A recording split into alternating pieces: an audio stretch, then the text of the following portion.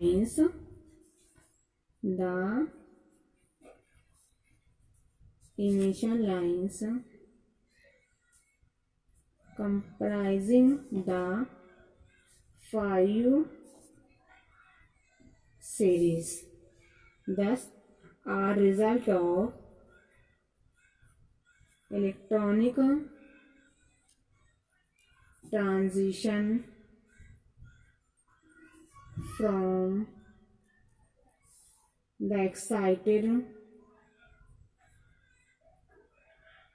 hydrogen atoms. Here, according to Lyman series, हम देख सकते हैं इस electronic transition in the hydrogen spectrum में. अगेन ये क्या कर रही है वो scientist, the initial lines comprising the 5 series thus are result of electronic transition from the excited hydrogen atoms. देखते हैं इसमें first one Lyman series is the result of moving of electron excited to higher orbits of n2 is equal to ni is equal to 2. किस तरफ हो जाएगा ये हमें ये देते हैं हमें n2 is equal to ni.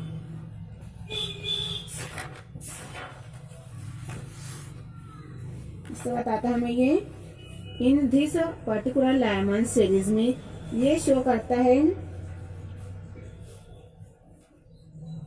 n2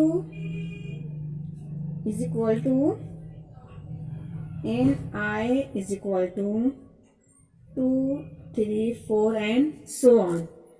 देखते हैं first shell first stage n is equal to 1. यहाँ से कहाँ से आता है ये second quantum number n is equal to 2 से कहाँ स्प्लिट होता है in first orbit first shell n is equal to 1. तो इसकी सीरीज ऑलवेज किस तरह लिखते हैं हम ये n2 ये रहेगा इसका इनिशियल सेकंड स्टेट क्या रहेगी इसकी initial ni is equal to 2, 3, 4 इस सीक्वेंस में रहेगी है ना. अगेन नेक्स्ट वन देखते हैं हम इफ इन लोअर ऑर्बिट्स में क्या होगा ये n1 is equal to nf is equal to 1 लिख सकते हैं हम. देखते हैं अगर if we take Lyman series तो जो इलेक्ट्रॉन इमिट होते हैं कहाँ से n2 टू n1 तो जो रहेगा ये n2 it is nothing but the ni. Again ये स्टार्ट होगा 2, 3, 4, 5. अगेन यहाँ पर n1 रहेगा इसका फाइनल मीन्स यहाँ से इस तरफ इमिट हो रहे स्प्लिट हो रहे. इस तरह से ये होता है हमारा शेल नंबर हमारा क्वांटम नंबर. ये होता है प्रोटॉन न्यूट्रॉन. इस तरफ ये रहता है electron n is equal to 1 और रहती है n इज इक्वल टू 2. तो लाइमन में क्या होता है ये 2 से फर्स्ट में आता है. तो स्टार्ट करते हैं हम initial ni 2, 3, 4 and so on. और इसका n1 क्या रहता है ये रहता है इसका final nf is equal to 1. ये होता है हमारा लाइमन सीरीज. अब सेकंड वन रहता है हमारा बाल्मर सीरीज. ये स्टार्ट होता है n is equal to 3 means कहाँ से शुरू होगा इस 3 से यार n इज इक्वल टू 3 यहाँ से स्टार्ट होगा और कहाँ पर आएगा first n is equal to 2 and then second n is equal to 1. इस तरह से आएगा. देखते हैं 3 से 2 में आता है अगेन 4 से 2 में आता है सॉरी क्या होगा ये 3 से 2 में आएगा अगेन 4 से सब तरफ ये कहाँ पर जाता है 2 पर ही जाता है. 3 to 2 again 4 to 2 again 5 to 2. ये होता है हमारा बाल्मर सीरीज. इसीलिए जब भी हम लिखते हैं लाइमन सीरीज तो ये स्टार्ट होता है हमारा n इज इक्वल टू 2 से और लिखते हैं बाल्मर सीरीज तो ये होता है स्टार्ट हमारा n इज इक्वल टू 3 से. ये रहता है ni अगेन ये होता है इसका ni और इसका रहता है nf इज इक्वल टू 1 इसका nf रहता है is equal to 2. Then next one Paschen series रहते हैं. ये शुरू होता है 4 to 3 अगेन 5 to 3 टोटली कहाँ से स्टार्ट होता है ये 3 पर से होता है. ब्रैकेट सीरीज ये भी क्या होता है यहाँ पर होता है 4 पर अगेन 4 पर तमाम एक सारे स्टेट में स्प्लिट होते हैं. देन लास्ट हमारा रहता है फंड सीरीज। ये कहाँ से स्टार्ट होता है, ये n इज इक्वल टू 5 हो जाता है, 5 6 7 सच होता है ये हमें शो करता है electronic transition in the hydrogen spectrum. इस चीज हमें ध्यान में रखना है, जो रहता है NF और NI किस बेसिस पे हमें शो करना रहेगा। देखते हैं लाइमन सीरीज में, in Lyman series, in Lyman series इसमें क्या हो जाता है, N2 is equal to NI is equal to 2 3 4 5 रहेगा ध्यान में। अगेन इन बाल्मर सीरीज में ये होता है N2 is equal to N3 is equal to NI 3 4 5 6 इस तरह से रहता है पास्चन सीरीज में। N4 is equal to NI 4 5 6 इस तरह से रहते हैं। अब ये चीज जब रहता है N लाइमन सीरीज, तो यहाँ पर रहेगा ऑलवेज ये N2 था, ये N1 is equal to NF is equal to 2 रहेगा ध्यान में। Again N1 is equal to NF is equal to 1 और 12वां से 3 से स्टार्ट होता है ये, तो यहाँ हो जाएगा इन 12वां से, तो रिजल्ट देगा हमें N2 is equal to NF is equal to 2 और पास्चन सीरीज में हो जाएगा N3 is equal to NF is equal to 3 रहेगा ध्यान में।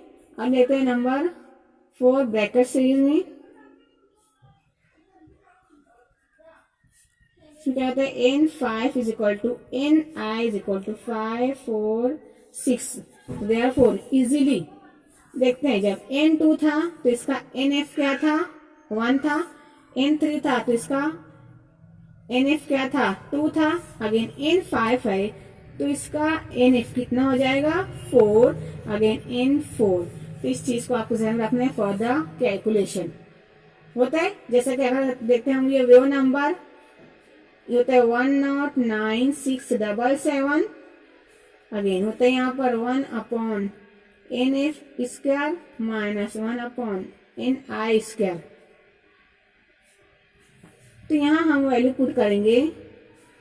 इफ हमें पता करना है इन पास्चन सीरीज में, किसका मालूम करना है, इस इन पास्चन सीरीज, तो हमें देखना पास्चन सीरीज में पास्चन है, NF कितना पुट करेगा, यार 3, तो यहाँ लिखेंगे 1 अपॉन 3 स्क्वायर माइनस NI कितना लिया गया यार, NI कितने से स्टार्ट होगा, 4, तो होगा 4 स्क्वायर रहेगा ध्यान में। अगर ये न्यू बार है हमारा है इन ब्रैकेट सीरीज में मालूम पड़ना है, तो 109677, तो इन NF में कितना हो जाएगा यार, 4, तो रखेंगे हम 1 अपॉन, इस जगह रखेंगे 4 स्क्वायर माइनस सेकंड वन क्या हमारा NI है, तो ब्रैकेट में क्या होता है NI कितना लिखते हैं, 5, तो यहाँ लिखते हैं 5 स्क्वायर। तो इस तरह से हम इजीली रो नंबर को कैलकुलेट कर सकते हैं with the help of hydrogen spectrum. किसको फॉलो करते हैं, बोर थ्योरी को, बोर मॉडल को इन्होंने फॉलो करें। अब देता है हमें limits of Bohr model.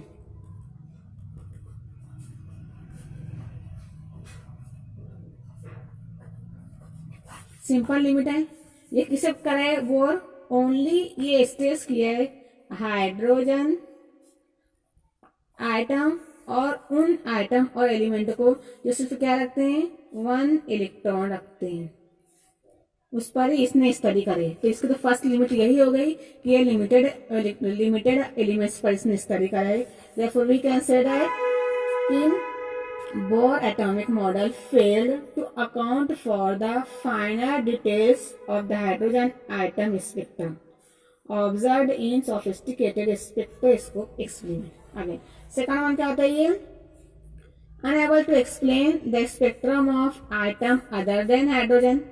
Third इसकी लिमिट होती है ये, Bohr theory could not explain the splitting of spectral line in presence of a magnetic field. In presence of a magnetic field को हम स्टडी करते हैं, ये होती है इन जीमन इफेक्ट. और इलेक्ट्रिक फील्ड किसमें होते हैं? इन स्टार्क इफेक्ट में. इसकी स्टडी हम इस बोर थ्योरी में नहीं कर सकते.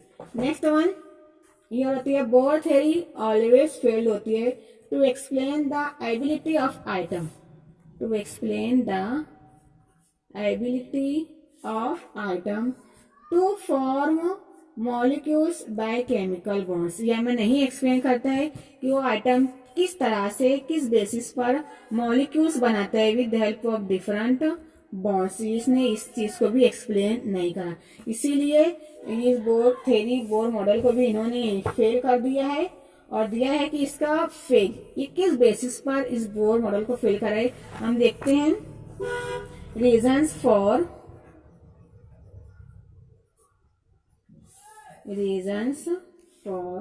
फेलवर ऑफ बोर मॉडल. इन्होंने बोर मॉडल को क्यों फेल करा, हम इसका रीजन देखते हैं.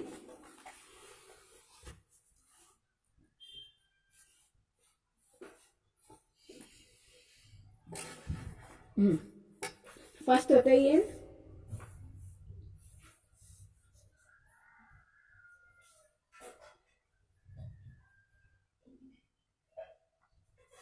अगेन देखते हैं ये डी ब्रोगली. ये एक साइंटिस्ट है. De Broglie's proposal of dual behaviour of matter. Dual behaviour of matter. Again second scientist रहता है हाइजेनबर्ग. Uncertainty principle. देखते हैं in Bohr model an electron is regarded as a charge particle moving in well defined circular orbit about the nucleus. The contrast to this de Broglie proposed in 1924 that matter should exhibit a dual behavior, that is both particle as well as wave like properties. De Broglie ने क्या बताया हमें? ये बताते हैं हमें कि जब कोई भी रहता है ये मैटर तो मैटर हमें दो प्रॉपर्टी बताते हैं. एक प्रॉपर्टी रहती है as that of particle and दूसरी रहती है एज दैट ऑफ वेव.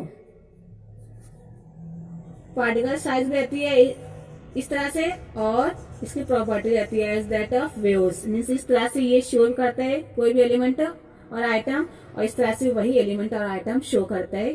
तो ये होता है हमारा according to de Broglie principle. इन तमाम प्रॉपर्टीज को बोर मॉडल की मदद से बोर ने इसे एक्सप्लेन नहीं करा. इसीलिए इसका इन दो साइंटिस्ट ने उसकी थ्योरी को उसके मॉडल को रिजेक्ट कर दिया, फेल कर दिया. नेक्स्ट वन अगेन ये आता है डुअल हेमिस्फीयर. इसका मतलब क्या होता है कि electron should be momentum. Her electron रखता है मोमेंटम रखता है, उसकी वेवलेंथ रखता है, वेलोसिटी रखता है. अगेन इन्होंने हमें एक अनदर फॉर्मूला दिया कि वेवलेंथ ना lambda is equal to Planck constant upon mv means h upon p. ये हमें देता है momentum. Then de Broglie prediction was confirmed by the diffraction experiments a wave property. इन्होंने हमें दिया डिफरेंट एक्सपेरिमेंट की मदद से डिफरेंट प्रॉपर्टीज दी है. अगेन यह बताता है कि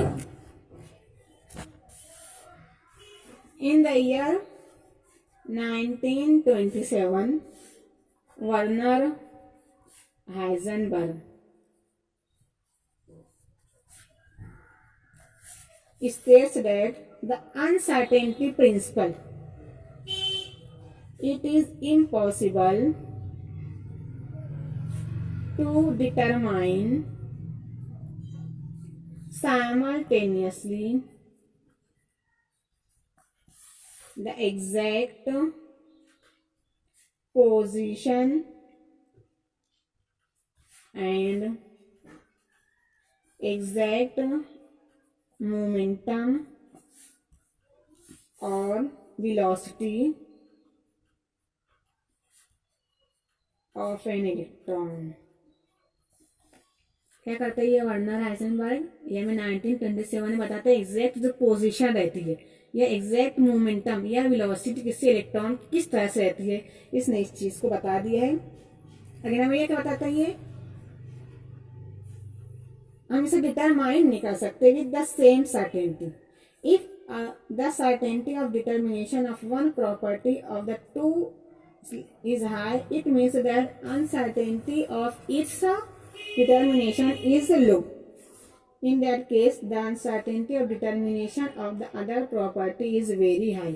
अगर एक प्रॉपर्टी होगी लो तो दूसरी प्रॉपर्टी ऑलरेडी क्या हो जाएगी, हाई हो जाएगी। देख अभी इन तमाम कंक्लूजन को इस वर्नर हाइजेनबर्ग ने बताया। हम mathematically Heisenberg uncertainty principal is expressed that हम लिख सकते हैं अनसर्टेनिटी प्रिंसिपल ऑफ हाइजेनबर्ग। हम बताते हैं with help of mathematics, mathematically they show delta x into delta p x ये होता है ग्रेटर देन और equal to h upon 4 pi की। ये क्या होता है, ये हमारा mathematically Heisenberg uncertainty principle. Again ये क्या हो सकता है, delta x multiply by delta p x means m v x, ये होते greater than equal to h upon 4 pi के। और ये और हो सकता है delta x into delta v x greater than equal to h upon 4 pi. बताइए here delta x is the uncertainty in position. यहां पर क्या है, ये here delta x is the uncertainty position. ये क्या होती है, uncertainty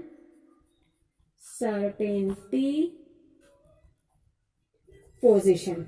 and delta p x या delta v x is the uncertainty in moment. ये क्या होती है, momentum, uncertainty momentum.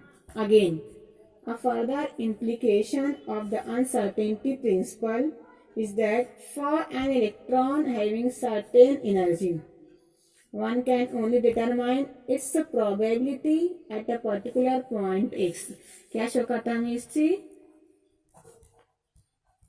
probability at a fixed point है ना, और path।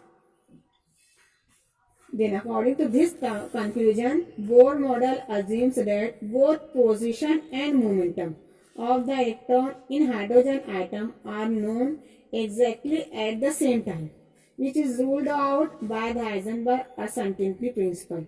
Then no attempt was made to extend the Bohr model to other atoms, a different approach to atomic model which could account for particle duality of matter and consistent of Heisenberg uncertainty principle was required. This became possible with the development of quantum mechanics. Again in तमाम साइंटिस्टों ने नहीं बताया किस तरह से इसकी momentum होती है। अगेन ये नहीं बताया probability of point, particular point पर और जब ये इलेक्ट्रॉन कितना वेलोसिटी से मूव करता है, उसकी मोमेंटम क्या रहती है। अगेन जो इसकी position x is nothing but the uncertainty position. इन तमाम चीज को इन्होंने बता दिया है कि तमाम चीज ऐसे रहती है जिससे हम इजीली इसको मालूम कर सकते हैं।